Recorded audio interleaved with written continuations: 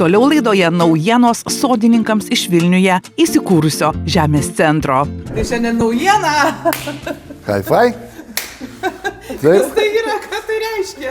Tai yra nauja produktų linija, kurią pristatom šiais metais Lietuvai. Tai aukštas penketas augalams. Tai yra geriausia, ką gali sukurti, sakykime, produktų gamintojai, kurie rūpinasi augalais.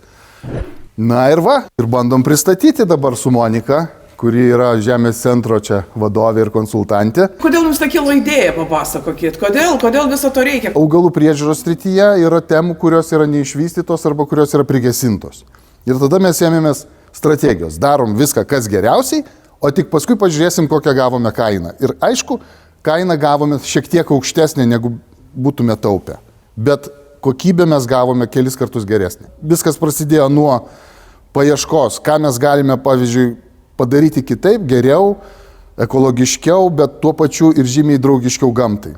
Ir vienas iš tų produktų atsirado Vilnos mulčias, kaip mes jį vadiname, arba biotekstilės gaminys, kuris yra 100% pagamintas iš Vilnos, kuris pakeičia agrotekstilę, nes agrotekstilė iš esmės yra cheminis produktas, čia yra 100% biologinis produktas. Jisai pakeičia mulčią, jisai pakeičia drėkinimo įvairias sistemas, kadangi jinai įgeria drėgmę, atiduoda orą, praleidžia orą, taip pat jinai veikia kaip trąšos, nes per tam tikrą laiką suyra ir mums nereikia jos išmesti ar kažkur tai panaudoti sąvartynų užkrovimui, o mes ją galim perkasti ir tai yra trąša.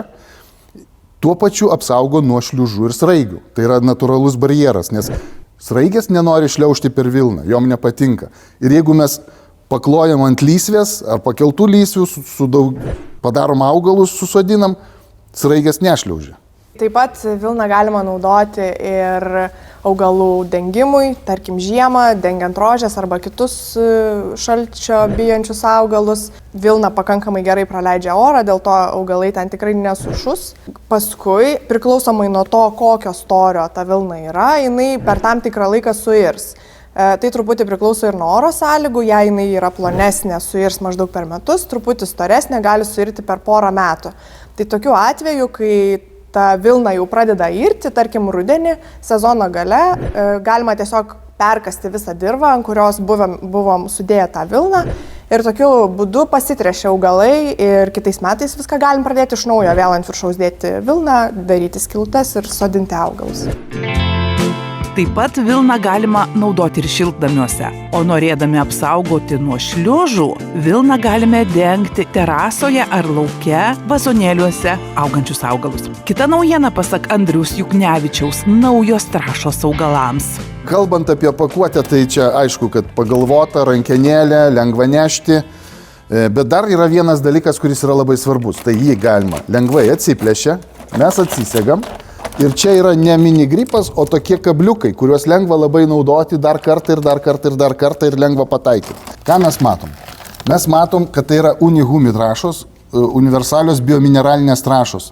Ir mes matome, kad čia yra tie smulkus juodi burbuliukai, tai yra organinė medžiaga, kurioje yra koncentruotos huminės ir fulvinės rūgštys. Ir kai mes naudojam tas trąšas, jeigu mes naudotume vien tik cheminės trąšas, tai mes nualintume dirvožemį kažkuria tai prasme, mikrobiologiniai procesai būtų pristabdyti, nes trąšos veikia žemėje esančius mikroorganizmus gana neigiamai. O kadangi mes naudojam kartu su mikrobiologiniam, sakykime, tom granuliam, su huminėm ir fulvinėm rūgštimis, tas procesas jisai yra ne tik kad sustabdomas, bet jisai ir paskatinamas vystytis tiem organizmam, kurie padeda lengviau įsisavinti cheminės medžiagas, kurios yra šitose trąšose. Cheminės, mineralinės. Tai padidina augalų imunitetą, atsparumą ligom, nes jeigu tręštumėm tik tai mineraliniam medžiagom, tai tas augalų atsparumas mažėja.